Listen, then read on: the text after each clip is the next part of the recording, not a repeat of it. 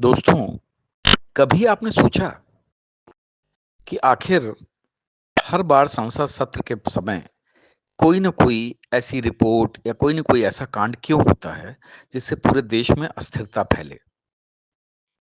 जी हाँ, स्वागत है आपका नो पॉलिटिक्स प्लीज में। दोस्तों, ये एक ट्रेंड सा बन चुका है कि कोई न कोई आंदोलन, कोई न कोई बखेड़ा, कोई न कोई रिपोर्ट, कोई न कोई ड्रामा संसद सत्र के शुरुआत होने से पहले या शुरुआत होने के बाद में होता ज़रूर है। और करने वाले कौन हैं, ये आप सभी जानते हैं। लेकिन इससे क्या हासिल होगा? इसके पीछे पर्पस क्या है? क्यों ऐसा बार-बार किया जा रहा है? दोस्तों, एक सक्सेसफुल कहानी आपके सामने है। वो है बांग्लादेश का चैप्टर। बांग्लादेश में इस प्रकार की हरकतें पिछले कई सालों से चल रही थी। और अगर आपको याद हो कि रूस ने करीब 1 साल पहले ही बता दिया था कि अमेरिका बांग्लादेश में तख्तापलट करने की कोशिश कर रहा है, जिसमें भारत के भी कुछ लोग मिले हुए हैं। और साथ ही साथ उसने ये भी बताया था कि भारत के चुनाव को जो है प्रभावित करने की कोशिश सोरोस और उनका गैंग जो है पूरी तरीके से कर रहा है। और हुआ भी यही। मोदी भले ही अपने आप को विश्व नेता कहते हों या बहुत बड़े 56 इंच का सीना वाले कहते हों और उनके पास जेम्स बॉन्ड जो हैं जैसे कि वो डोभाल साहब हैं, लेकिन ऐसा कुछ नहीं है। मोदी ना इस बार चूके बल्कि बहुत बुरी तरीके से गफलत में मारे भी गए। मोदी ने कभी उम्मीद नहीं की थी कि उनके साथ ऐसा होगा और हुआ भी। पहले चुनाव में पूर्ण मेजॉरिटी की सरकार नहीं बनी, 400 पार का नारा फुस हो गया और वो भी किसके कोई सच्चाई के साथ नहीं, फेक नैरेटिव के साथ।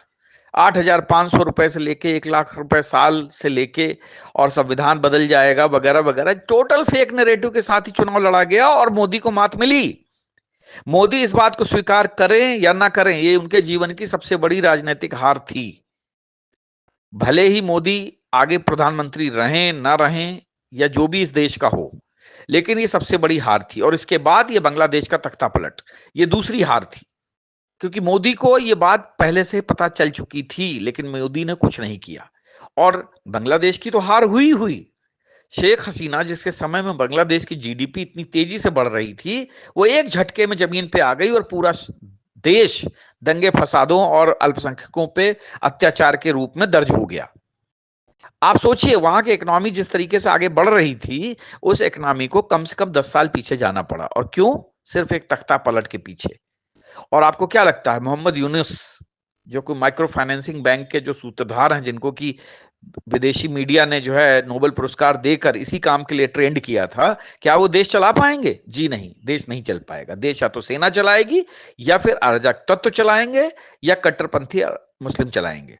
इसके अलावा बांग्लादेश को कोई नहीं चला सकता। लेकिन आप सोचिए, जो चैप्टर सक्सेसफुली 2 बार ट्राई किया गया है, वही चैप्टर सक्सेसफुली अब देश में ट्राई करने की कोशिश चल रही है। जी हाँ, देश को भी अर्थव्यवस्था के भंवर में उलझाने का काम चल रहा है, जिसके लिए हिंडनबर्ग जैसे विदेशी जो हैं लोग इस काम में लगे हुए हैं और बाकी रही सही कसर यहां का विपक्ष पूरी कर रहा है। आप सोचिए, शेयर मार्केट गिरेगा हिंडनबर्ग रिपोर्ट से, किसको नुकसान होगा? यहां के निवेशकों को नुकसान होगा ना कि हिंडनबर्ग को। तो क्यों हमारे देश के नेता हमारे देश का जो शेयर मार्केट है उसको गिराने के लिए लगे हुए हैं? अडानी एक उद्योगपति है, पूरी दुनिया में उद्योग धंधे चला रहे हैं। आखिर अडानी और अंबानी को बर्बाद करने की योजनाएं ये हमारे ही देश के नेता क्यों कर रहे हैं, जबकि ये देशी उद्योगपति हैं? क्या कभी इन नेताओं ने किसी बाहरी उद्योगपति को बर्बाद करने की कोई योजना चलाई? क्या कभी इन्होंने कहा कि हिंदुस्तान लीवर को इस देश से बाहर जाना चाहिए?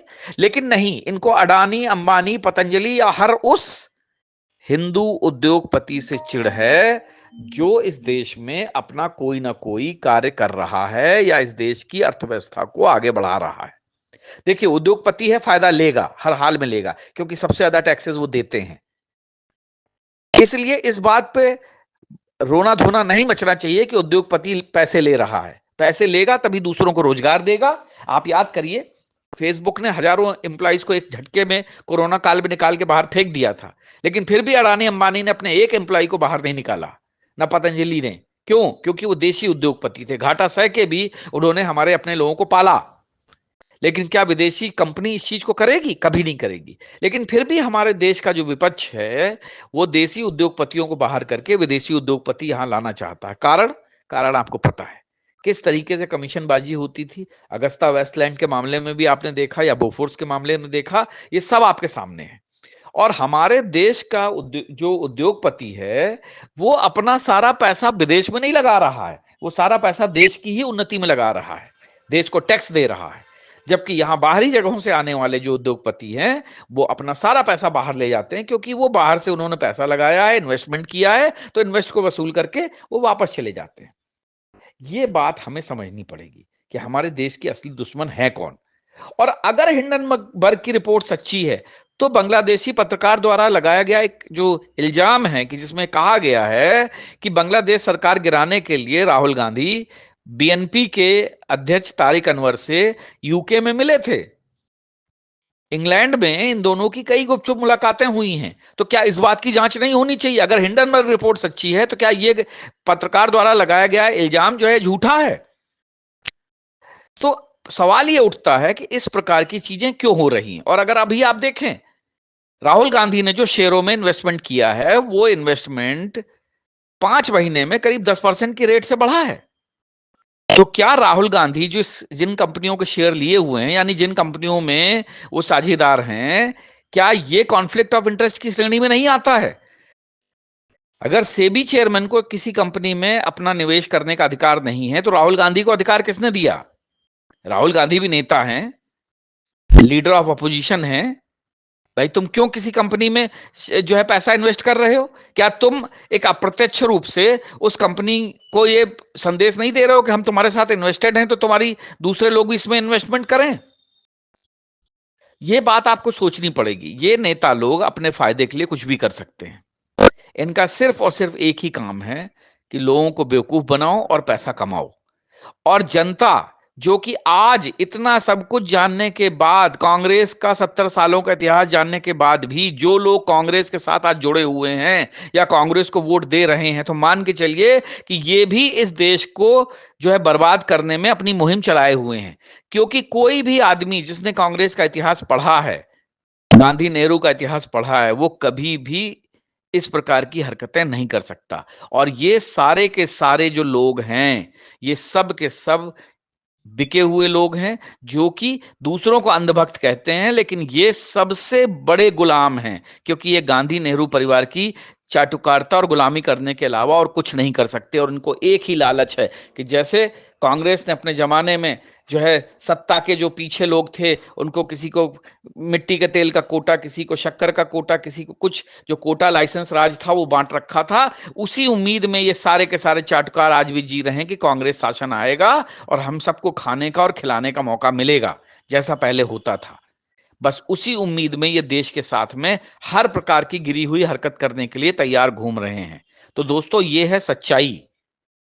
आप खुद देख लीजिए, कांग्रेस ने जितने वादे किए, अभी रिपोर्ट निकल के आई है कि 52 वादे किए थे कर्नाटका में, सिर्फ मात्र 2 वादे पूरे कर पाए हैं, क्योंकि पैसा ही नहीं है। इकोनॉमी, जब ये जहां पे भी कांग्रेस जाती है, वहां के इकोनॉमी को खत्म कर देती है।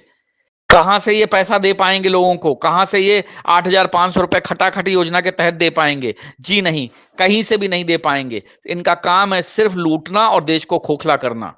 तो दोस्तों, इस बात को आप लोग जितनी जल्दी समझ जाएं, वो आपको समझना पड़ेगा, वरना एक समय ऐसा आएगा कि हमारा देश भी बांग्लादेश के रास्ते पे चल पड़ेगा। और तब यही लोग, जैसा कि आपको याद होगा, बंटवारे के समय 10 लाख लोग मारे गए थे, लेकिन किसी कांग्रेसी ने आंसू नहीं बहाया था, वो भी मरने वाले अपने ही लोग थे।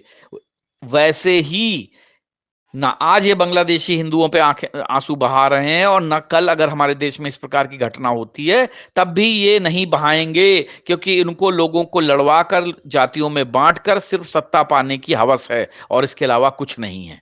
यही कारण है कि हिंदुओं में ये जातिगत जनगणना की मांग कर रहे हैं, मुस्लिमों और ईसाइयों में जातिगत जनगणना की मांग नहीं कर रहे हैं। क्योंकि अगर इनकी नीयत सही हो तो सब में जातिगत जनगणना की मांग होनी चाहिए, ना कि सिर्फ हिंदुओं में, क्योंकि ये हिंदुओं को बांटना चाहते हैं और बाकी सारे अपने अल्पसंख्यक वोट बैंकों को इकट्ठा करना चाहते हैं।